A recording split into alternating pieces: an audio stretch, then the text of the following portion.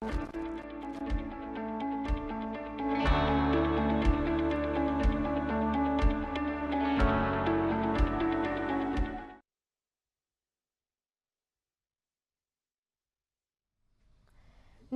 Health and wealth કાર્યક્રમમાં આપનું સ્વાગત છે। હું છું આપની સાથે સ્મિતા। આજે આપણે વાત કરીશું કેન્સર વિશે।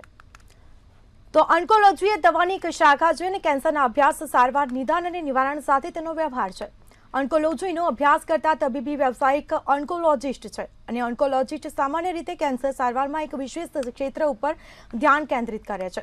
તો ઓન્કોલોજી શું છે ને તેના વિશે આપણે જાણીશું ડોક્ટર વિકાસ મહેશ્વરી પાસેથી, જેઓ એક ઓન્કોલોજી સર્જન છે। જી સર, મંતવ્ય ન્યૂઝમાં આપનું સ્વાગત છે। સર, આજે આપણા દર્શક મિત્રોને કેન્સર વિશે માહિતી આપવાની છે, તો પહેલા આપનો પરિચય આપશો। હું ડૉક્ટર વિકાસ મહેશ્વરી છું। હું સર્જિકલ ઓન્કોલોજિસ્ટ એટલે કે કેન્સરનો સર્જન છું। હું ડૉક્ટર જીવરાજ મહેતા હોસ્પિટલ સાથે સંકળાયેલો છું। બિલકુલથી સર, ખાસ વાત કરવામાં આવે તો પેટના કેન્સર વિશે આપણે આજે વાત કરીશું। પેટનું કેન્સર કઈ રીતે થતું હોય છે? પેટના કેન્સરની અગર આપણે વાત કરીએ તો પેટમાં ઘણા બધા અંગો આવેલા હોય છે, જેમાં જઠર, આંતરડું, જેને આપણે ગેસ્ટ્રોઇન્ટેસ્ટિનલ ઓર્ગન્સ કહીએ છીએ, સાથે લીવર, પેન્ક્રિયાસ પણ હોય છે, કિડની પણ હોય છે અને સ્ત્રીના જનન અંગો ગાયનેકોલોજીકલ ઓર્ગન્સ પણ હોય છે। દરેક કેન્સર અલગ અલગ રીતે થતા હોય છે, જેના અલગ અલગ કારણો હોય છે, જેમાંનું એક કારણ જનીન પણ હોય છે। બિલકુલથી સર, ખાસ કરીને પેટના કેન્સરની વાત કરવામાં આવે અને સ્ત્રીઓના પેટના કેન્સરની એટલે કે ગર્ભાશયના કેન્સરની વાત કરવામાં આવે તો ગર્ભાશયનું કેન્સર કઈ રીતે થતું હોય છે, તેના શરૂઆતી લક્ષણો શું હોય છે? મેડમ, બહુ સારો ટોપિક આપે કાઢ્યો છે। હમણાં આ મંથમાં જ મેં 5 કેન્સર ગાયનેકોલોજીકલ કેન્સરના ઓપરેશન કર્યા છે। નાવાડેઝ ગાયનેકોલોજીકલ કેન્સરનું પ્રમાણ બહુ વધી રહ્યું છે અને સામાન્ય પબ્લિકમાં એની અવેરનેસ લાવવી ખૂબ જરૂરી છે। સૌથી પહેલાં હું એ જણાવવા માંગીશ કે ગાયનેકોલોજીકલ કેન્સર હોય છે શું, જેને આપણે શુદ્ધ ગુજરાતી ભાષામાં એમ કહી શકીએ કે સ્ત્રીના જનન અંગો, જેમાં અંડાશય કે જેમાંથી અંડકોષ બને છે, ગર્ભાશય કે જેમાં ગર્ભનું નિર્માણ થાય છે અને ગર્ભાશયનું મુખ જેને સર્વિક્સ કહેવાય છે, આ 3 ઓર્ગન શામેલ છે। એટલે કે ઓવરિયન કેન્સર, યુટ્રાઇન કેન્સર અને સર્વાઇકલ કેન્સર। આ 3 કેન્સર સ્ત્રીના જનનાંગો સાથે જોડાયેલા અંગોનું કેન્સરને ગાયનેકોલોજીકલ કેન્સર આપણે કહીએ છીએ। જી સર, બિલકુલથી। તો જ્યારે સ્ત્રીને ગર્ભાશયનું કેન્સર થતું હોય છે, તેને જ્યારે ગર્ભાશયનું કેન્સર થાય ને દર્દીને ખબર પડે છે, તો શું તેને રિમૂવ કરવું જરૂરી છે સર, કે દવાથી આપણે તેનો ઇલાજ કરી શકીએ? એમાં મલ્ટીમોડાલિટી ટ્રીટમેન્ટનો સમાવેશ થાય છે। સૌથી પહેલાં આપણે એ જાણીએ કે આ પ્રકારના જ્યારે કોઈ કેન્સર હોય તો એ કઈ રીતે માણસના શરીરમાં કઈ રીતે કેવા લક્ષણો પેદા કરતું હોય છે। તો હું અંડાશય એટલે કે ઓવરિયન કેન્સરની વાત કરું તો ઓવરિયન કેન્સરમાં દર્દી આ લક્ષણો સાથે આવતું હોય છે કે સાહેબ, પેટ ભારી ભારી લાગે છે, પેટમાં પાણી ભરાયેલું છે, પેટ હમણાંથી ફૂલી ગયું છે। ઘણા દર્દીઓને જસ્ટ વેગ પેઇનની કમ્પ્લેન રહેતી હોય છે, ઘણાને પેશાબમાં ઇરિટેશન રહેતું હોય છે। આવા બધા વેગ લક્ષણો સાથે ઓવરિયન કેન્સર પ્રેઝન્ટ થતું હોય છે। પછી જે તે ડૉક્ટર્સ જ્યારે શરૂઆતમાં પેશન્ટ આવા સિમ્ટમ્સ સાથે લોકલ ડૉક્ટર્સ પાસે જતા હોય છે અને લોકલ ડૉક્ટર્સ સોનોગ્રાફી કે એવું કંઈક કરાવીને ત્યારે ખબર પડતી હોય છે કે ગર્ભાશયમાં કે ગર્ભાશયની આસપાસ જે અંડાશય છે એમાં મોટી ગાંઠ છે, પેટમાં પાણી ભરાયેલું છે, પેટમાં ઓમેન્ટમ નામના એક ઓર્ગનમાં એના ડિપોઝિટ્સ છે અને એના પછી એ કેન્સરના ડૉક્ટર પાસે પ્રેઝન્ટ થતું હોય છે। બિલકુલથી સર, જ્યારે પેટમાં સ્ત્રીઓને પાણીની ગાંઠ હોય તો તેના લીધે કોઈ પ્રોબ્લેમ થઈ શકે? પાણીની જો ગાંઠ છે એની જાંચ કરવી બહુ જરૂરી છે। સામાન્ય રીતે એવું કહેવાતું હોય છે કે મિનોપોઝ પછી મતલબ કે સ્ત્રીના માસિક ધર્મ એક ઉંમર પછી બંધ થઈ જાય છે, 45 થી 50 વર્ષની ઉંમરે। એની પછી અગર દર્દીના અંડાશયમાં કોઈ બી પ્રકારની ગાંઠ હોય તો જ્યાં સુધી એ બીજી ગાંઠ છે એવું પ્રૂવન ન થાય ત્યાં સુધી એને કેન્સરની ગાંઠ માનીને જ ચાલવું જોઈએ। અમારા મેડિકલ ટર્મિનોલોજીમાં, મેડિકલ ફિલ્ડમાં, ખાસ કરીને કેન્સરના ફિલ્ડમાં એક ડિક્ટમ છે કે until unless proven otherwise that tumor or that cyst should be considered cancer અને એની તપાસ કરવી જોઈએ. એની તપાસ વિશે હું તમને જાણકારી આપું કે જેમાં આપણે એક લોહીનો રિપોર્ટ CA-125 અને એક અલ્ટ્રાસાઉન્ડ, સિટી સ્કેન યા MRI, આ બે વસ્તુથી આપણને મહદ અંશે ખ્યાલ આવી જતો હોય છે કે આપણે કઈ ગાંઠ સાથે ડીલ કરતા હોઈએ છીએ. બિલકુલથી સર. તો જ્યારે ગર્ભાશયનું કેન્સર થતું હોય છે ત્યારે તેને દવાથી આપણે રિકવર કરી શકીએ કે પછી એને રિમૂવ કરવું, અને જો રિમૂવ કરીએ તો ફરીથી તે કેન્સર થાય તેવી કોઈ શક્યતા, પેટમાં કોઈ ઇન્ફેક્શન લાગે તેના લીધે? જો ગર્ભાશયના ગાંઠને ઓપરેશન થકી જ આપણે રિમૂવ કરી શકાય છે. દવા વગેરેનો રોલ ઓપરેશન પછી આવે છે, જેને કીમોથેરાપી કહેવામાં આવે છે. હાલાકી અગર દર્દીના કેન્સરનું સ્ટેજ થોડું વધારે હોય છે કે બીજા કે ત્રીજા સ્ટેજમાં દર્દી આવી હોય તો પહેલાં 2 કે 3 સાયકલ કીમો આપી અને એ રોગને નાનો કરવામાં આવે છે, પણ પછી પણ ઓપરેશન તો જરૂરી જ છે અને એની પછી એની બીજી સારવાર કરવામાં આવે છે. ઓપરેશન મહદઅંશે સફળ રહેતું હોય છે. ઓપરેશનના કોઈ દરેક ઓપરેશનના કોમ્પ્લિકેશન્સ તો હોય જ છે, પણ આવા ઓપરેશનમાં બહુ કંઈ ખાસ કોમ્પ્લિકેશન્સ નથી હોતા અને ઓપરેશન ન કરાવવાના ડરે આપણે ખોટી ટ્રીટમેન્ટ કે ખોટી બીજી બધી હોમિયોપેથિક કે આયુર્વેદિક દવાઓ એ તરફ ન વળવું જોઈએ, કારણ કે ઓપરેશનથી સરળ અને સટીક ઇલાજ પોસિબલ છે. બિલકુલથી સર. તો હા, સ્ત્રીઓમાં છે ને સ્તન કેન્સરનું પણ પ્રમાણ એટલું વધારે જોવા મળતું હોય છે અને કોઈ બી 10માંથી 2 સ્ત્રી તો એવી હોય જ કે જેને સ્તનનું કેન્સર થયું હોય છે. તો જ્યારે સ્તનનું કેન્સર થાય છે, શરૂઆતી લક્ષણો શું હોય છે સર, અને તે શેના કારણે થતું હોય છે? બહુ જ ઇમ્પોર્ટન્ટ અને બહુ જ સારો ટોપિક. હું પોતે આ ટોપિક પર વાત કરવા માંગતો હતો મેડમ. જે તમે વાત કરી છે, હાલમાં સ્ત્રીઓમાં જોવા મળતા સૌથી વધારે ઇન્સિડન્સ જે કેન્સરનો હોય, અગર હું 100 સ્ત્રીઓ કેન્સરવાળી 100 સ્ત્રીઓને આપણે જોઈએ તો એમાં 42 જે કેન્સર હશે સ્ત્રીઓને એ બ્રેસ્ટ કેન્સર હશે. સો એનું prevalence, it is the most common cancer in women, એટલે એનું પ્રમાણ એટલું બધું વધારે છે. શેનાથી થતું હોય છે? એના ઘણા બધા કારણો હોય છે, જેમાંનું એક કારણ જનીન, એટલે કે તમારા ફેમિલી મેમ્બર્સમાં કોઈને સ્તનનું કાં તો અંડાશયનું કેન્સર હોય તો નીચેની પેઢીમાં એ કેન્સર થવાના ચાન્સીસ વધી જાય છે. એટલે સર, આ વારસાગત થઈ શકે કેન્સર? વારસાગત થઈ શકે છે, પણ બધા જ બ્રેસ્ટ કેન્સર વારસાગત નથી હોતા. ખાલી 5% બ્રેસ્ટ કેન્સર વારસાગત હોય છે. લેટ મી એક્સપ્લેન યુ કે અગર હું 10 બ્રેસ્ટ કેન્સરની મરીઝને જોઉં છું તો એમાં 2 કે 3 સ્ત્રીને વારસાગત હશે, બાકી 7 કે 8ને એમની લાઈફ ટાઈમમાં જનીનોમાં ચેન્જીસ થવાના લીધે થયેલા હશે. બિલકુલથી સર. જ્યારે સ્તનનું કેન્સર થતું હોય છે, શરૂઆતીના લક્ષણો અને તે દવાથી મટાડી શકાય આપણે કેન્સર, કે પછી સ્તનને રિમૂવ જ કરવું પડે?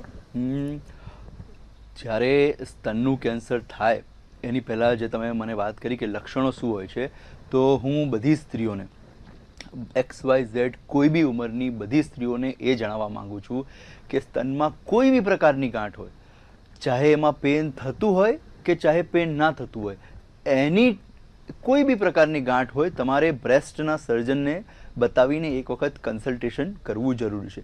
બ્રેસ્ટના સર્જન એને ચેક કરે છે, જેનાથી એને મહદઅંશે આઈડિયા આવી જતો હોય છે કે આ ગાંઠમાં કેન્સર છે કે આમે આગળ કંઈ કરવાની જરૂર છે કે નહીં. આ એક વાત છે.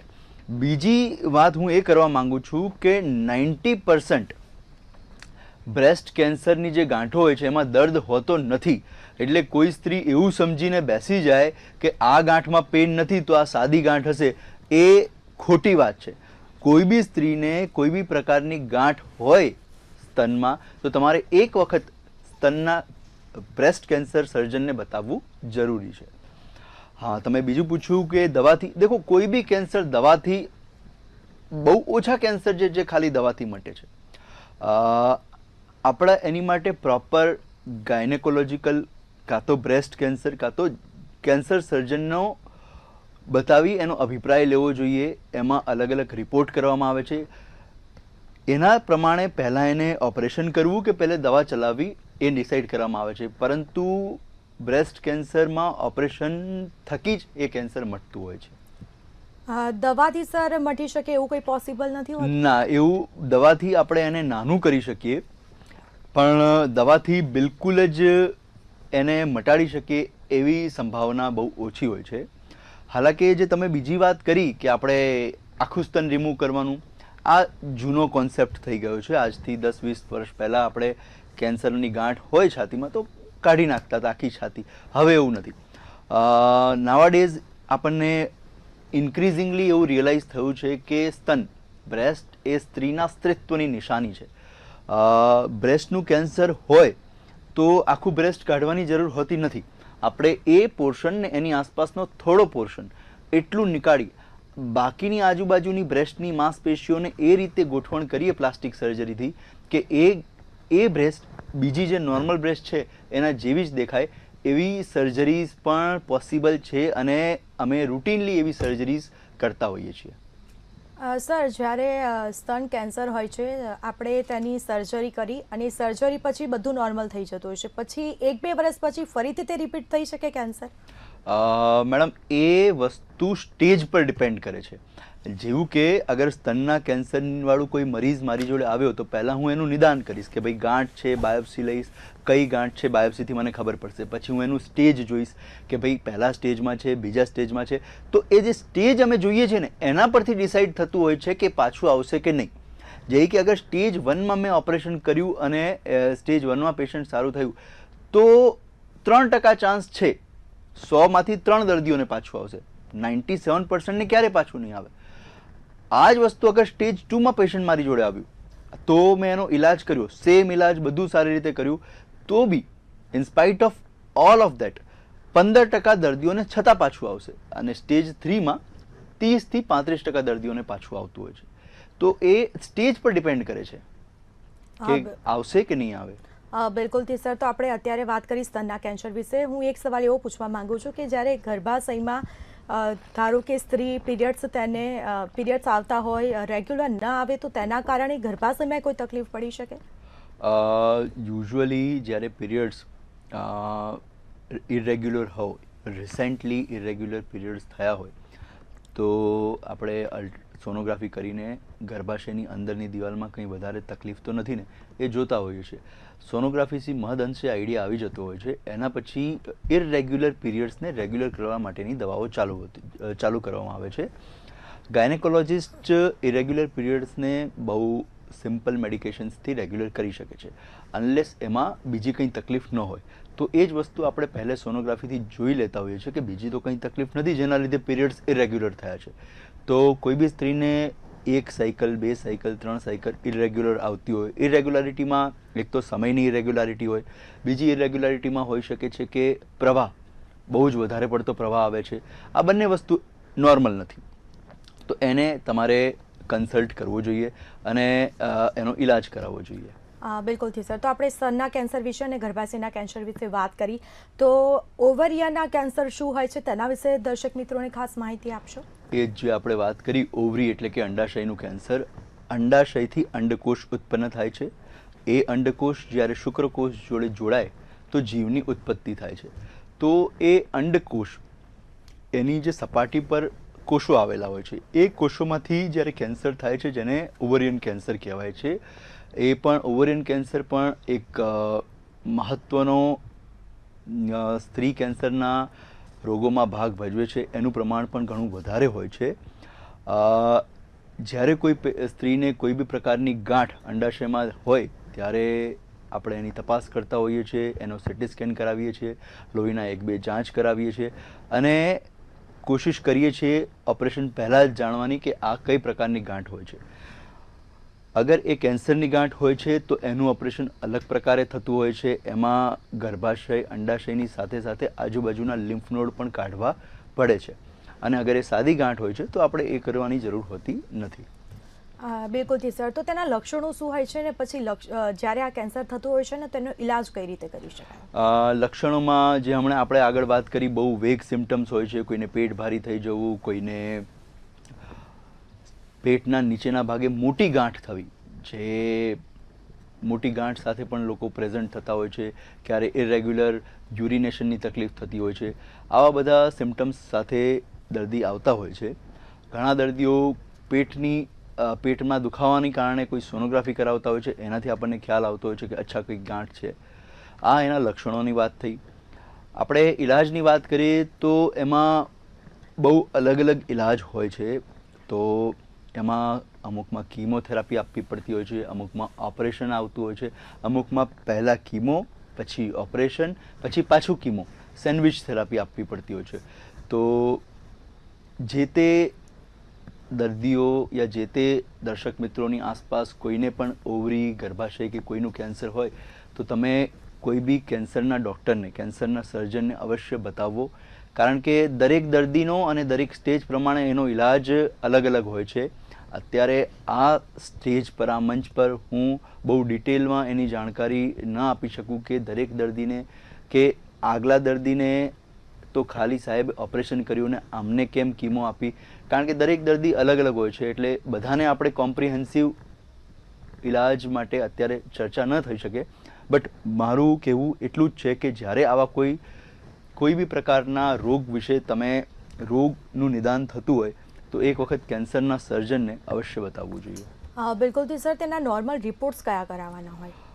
નોર્મલ રિપોર્ટ્સમાં CA 125, CA 125 નામનો એક બ્લડ રિપોર્ટ હોય છે. એના સિવાય સિટી સ્કેન, પેટનો સિટી સ્કેન જે અમને ઘણી બધી જાણકારી આપી દેતું હોય છે. અગર પેટના સિટી સ્કેન અને CA 125થી એવું પ્રૂવન થતું હોય છે કે કેન્સર છે, તો ઘણી વખત, નોટ રૂટીનલી, ઘણી વખત અમે લોકો પેટ સિટી સ્કેન નામનો સિટી સ્કેન પણ કરાવતા હોય છે. બિલકુલથી સર, વાત કરવામાં આવે તો આ જે સર્વિક્સ હોય છે તે શું હોય છે? ખાસ દર્શક મિત્રોને તેના વિશે જાણકારી આપશો. બહુ જ ઇમ્પોર્ટન્ટ ટોપિક તમે ખોલ્યો છે. ગર્ભાશયનું મુખ, એને સર્વિક્સ કહેવામાં આવે છે. એક ગર્ભાશય નીચે એક નાનકડા મુખમાં ખુલે છે અને એ મુખ નીચેથી વજાઈના જોડે જોડાયેલું હોય છે, યોની માર્ગ જોડે જોડાયેલું હોય છે. તો એ ભાગને સર્વિક્સ કહેવામાં આવે છે. સર્વિક્સની વાત કરવી એટલા માટે જરૂરી છે મેડમ કે હમણાં આપણે વાત કરીને કે સ્ત્રીઓમાં જોવા મળતું સૌથી કોમન કેન્સર કયું? Breast cancer. બ્રેસ્ટ કેન્સર પછી બીજા નંબરનું સૌથી કોમન કેન્સર કયું? તો એ સર્વિક્સ કેન્સર કહેવાય છે.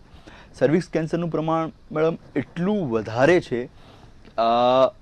મહત્ત્વની વાત એ છે કે સર્વિક્સ કેન્સરને આપણે એક સિમ્પલ નાના પેપ્સમિયર નામના ટેસ્ટથી, જે આપણા ગામડાના પ્રાથમિક આરોગ્ય કેન્દ્રમાં પણ અવેલેબલ છે, એના દ્વારા ડિટેક્ટ કરી શકીએ છીએ. અને મહદઅંશે આ રોગ ગામડાની સ્ત્રીઓમાં વધારે જોવા મળે છે.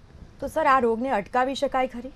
અટકાવી શકાય છે. બેઝિકલી અટકાવવા માટે આપણે એ જાણવું પડે કે આ રોગ થાય છે શેના લીધે. તો આ રોગ એક વાયરસના ઇન્ફેક્શનથી થાય છે. સો આપણને તમને થશે કે વાયરસનું ઇન્ફેક્શન ત્યાં કેવી રીતે?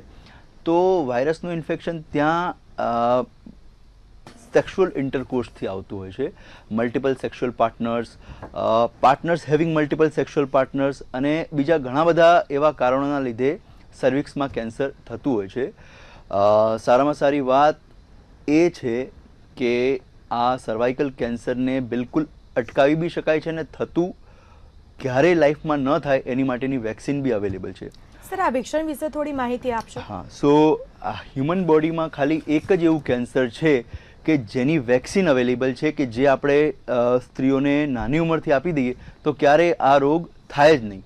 તો that's the wonderful part of that cancer કે આપણે વેક્સિનથી ટોટલી એને પ્રિવેન્ટ કરી શકીએ છીએ. પરંતુ સર, વેક્સિન જ્યારે લેવામાં આવે છે તો ત્યારે થાય ને એવું આપણે શ્યોરલી કહી શકીએ? શ્યોરલી કહી શકીએ છીએ. અને let me tell you one thing, western કન્ટ્રીઝમાં આ રોગ પહેલાં વેસ્ટર્ન કન્ટ્રીઝમાં જ વધારે જોવા મળતો હતો. Then it comes to India. So what happen કે વેસ્ટર્ન કન્ટ્રીમાં ખાલી આ વેક્સિનના જોરે એ લોકો 99% કેસને ક્યોર કરવામાં સક્સેસફુલ રહ્યા છે. હવે ત્યાં સર્વાઇકલ કેન્સરનું પ્રમાણ બહુ જ ઓછું છે because of this vaccine only. So ઇન્ડિયામાં પણ હવે આપણા રસીકરણ પ્રોગ્રામમાં અત્યારે તો ભારત સરકારે એડ નથી કરી, પણ નિયર ફ્યુચરમાં ભારત સરકાર આપણા રસીકરણ પ્રોગ્રામમાં સ્ત્રીઓને આ વેક્સિન ફ્રીમાં પૂરી પાડવા માટેની યોજનાઓ બનાવી રહી છે. આ વેક્સિન વિશે જે તમે વાત કરી, તો વેક્સિન 9 વર્ષથી 15 વર્ષની બધી છોકરીઓએ હું રેકમેન્ડ કરું છું કે બધી છોકરીઓએ 9 વર્ષથી 15 વર્ષની બધી છોકરીઓએ 2 ડોઝ લેવા જોઈએ અને 15 વર્ષથી 45 વર્ષની ઉંમરની છોકરીઓએ 3 ડોઝ લેવા જોઈએ. બિલકુલથી સર, ખાસ કરીને જ્યારે આ વેક્સિન ઉંમરની છોકરીઓને લેવા જોઈએ, પરંતુ જ્યારે આપે જે કહ્યું કે આ કેન્સર થતું હોય છે તે પછી આ કોઈ વેક્સિન લેવામાં આવે?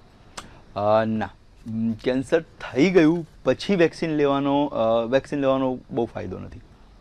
પછી ઓલરેડી થઈ ગયું છે આ પહેલાં જ અટકાવે છે. થઈ ગયા પછી વેક્સિન ઓલવેઝ, કોઈ બી વેક્સિન XYZ, તમે કોઈ ઇન્ફેક્શનની બી વાત કરો છો તો એક વખત એ થઈ જાય પછી ઓલરેડી એની ઇમ્યુનિટી બોડીમાં આવી જતી હોય છે. આ પહેલેથી ન થાય એની માટે લેતા હોય છે. હા, બટ સેક્સ્યુઅલી એક્ટિવ બધી સ્ત્રીઓએ અપ ટુ 45 ઓફ એજ હું સ્ટ્રોંગલી રેકમેન્ડ કરું છું, કારણ કે આઈ એમ પર્ટિક્યુલરલી સીઈંગ ધીસ કેસીસ. હું day in day out basis પર આ બધા કેન્સર્સ, અને એવું નથી કે 45, 50, 60 વર્ષની ઉંમરને જ જોવા મળે છે, આ 25થી લઈને 45 વર્ષની ઉંમરની સ્ત્રીઓને પણ જોવા મળે છે. તો બધી જ all the ladies out there, હું સ્ટ્રોંગલી રેકમેન્ડ કરીશ કે તમે આ વેક્સિન જરૂર, તમને વધારે અવેરનેસ મળે એના માટે હું અહીં એની કિંમત પણ કહી દઉં છું. એક ક્વોડ્રિવેલેન્ટ વેક્સિન આવે છે જેમાં 4 વાયરસના ડોઝ હોય છે, જેને ગાર્ડાસિલ કહેવામાં આવે છે, જેની કિંમત લગભગ 4000 છે. તો અગર 25 વર્ષથી ઉપરની કોઈ સ્ત્રીને લેવા માંગતી હોય તો 3 ડોઝ. ગાર્ડાસિલ 9 આ એક એનાથી પણ સુપિરિયર વેક્સિન છે. ગાર્ડાસિલ 9માં 9 વાયરસનું કોમ્બિનેશન હોય છે, જેની કિંમત લગભગ માર્કેટમાં 9 થી 10,000 રૂપિયા છે. અને આ વેક્સિન આપ્યા પછી લગભગ 95.5% સર્વાઇકલ કેન્સર થતું નથી. બિલકુલથી સર, એક છેલ્લો સવાલ, ખાસ કરીને દર્શક મિત્રોને કોઈ માહિતી આપવા માંગશો? કેન્સર ન થાય તેના વિશે ખાસ શું સાવચેતી રાખવી જોઈએ? સો કેન્સર ન થાય યા તો કોઈ પણ સામાન્ય ઇન્ફેક્શન પણ ન થાય એની માટે જે આપણા બેઝિક રૂલ્સ છે, leave healthy life, healthy diet, proper exercise, this that, આ બધું તો છે જ, દેટ વી ઓલ નો. આપણે ઇમ્પ્લિમેન્ટેશન નથી કરી શકતા એ અલગ વાત છે. બટ હું એક બીજી વાત એડ કરવા માંગીશ કે મારા પોતાના, આઈ એમ કેન્સર સર્જન, મારા પોતાના કઝિન જે IT કંપનીઝમાં અને સારા એવા બિઝનેસીસમાં જોડાયેલા છે, એ લોકો પણ મને જ્યારે હું કોઈ મેરેજમાં કે એન્ગેજમેન્ટમાં કે કોઈ ફંક્શનમાં મળતો હોઉં છું તો મને એક જ સવાલ પૂછતા હોય છે કે આ કેન્સર તો પણ 50% તો ક્યોર થતો જ નથી ને, ઓલવેઝ પાછો આવી જાય છે. સો આવા એજ્યુકેટેડ માણસોમાં પણ ઇટ્સ અ મિથ કે કેન્સર લાઈલાજ બીમારી છે. પણ સર, એ નામ જે કેન્સર છે ને એનાથી જ બધા એનાથી બહુ ડર લાગતો. તો એ જ મિથ આપણે દૂર કરવાનો છે કે આ એક લાઈલાજ બીમારી હતી, ધેટ વોઝ ઇનક્યુરેબલ આજથી 10, 15, 20 વર્ષ પહેલાં. નાવાડેઝ સાયન્સે એટલી બધી પ્રગતિ કરી છે કે આ લાઈલાજ બીમારી નથી રહી. આનો ક્યોર છે અને બહુ સારી રીતે ક્યોર છે, અને ઘણા બધા દર્દીઓ એ વસ્તુથી ક્યોર થઈ ગયા છે. તો સપોઝ કોઈને કેન્સર થયું હોય, કેન્સરની ગાંઠ થઈ હોય, સી નામ સાંભળીને ઓબ્વિયસલી બધાને થોડી મનમાં હિચક, મનમાં થોડો ડર લાગે. પણ હું રેકમેન્ડ કરીશ કે જ્યારે પણ આવું કંઈ હોય તમે પ્લીઝ કન્સલ્ટ અ કેન્સર સર્જન, એમની જોડેથી પ્રોપર માહિતી, પ્રોપર ગાઈડન્સ લો. હું પર્ટિક્યુલરલી જીવરાજ મહેતા હોસ્પિટલમાં રોજ 9 થી 5 હોઉં છું. હું ઓપરેશન્સ કરું છું, પેશન્ટનું કાઉન્સેલિંગ કરું છું, ડાયગ્નોસિસ કરું છું. અમે લોકો પૂરી જાણકારી આપી અને પૂરો કઈ રીતે એનો ઇલાજ કરવો એની બધી જ ચીજ વસ્તુઓ કરીએ છીએ. સો કેન્સર લાઈલાજ બીમારી નથી. બિલકુલથી. તો આપણી સાથે ડૉક્ટર વિકાસ જોડાયા હતા. સરસ કેન્સર વિશે માહિતી આપી છે, અને તેઓ જે એક ઓન્કોલોજિસ્ટ છે. તમને કેન્સર લગતા જે પણ કંઈ બીમારી હોય તો તમે તેમનો સંપર્ક પણ કરી શકો છો. તો આજ સાથે તમારો આભાર સર, દર્શક મિત્રોને ખૂબ સરસ માહિતી આપી તેના વિશે. Thank you very much. તો આજ સાથે ફરી મળીશું એક નવા મુદ્દા સાથે. મને રજા આપશો. નમસ્કાર.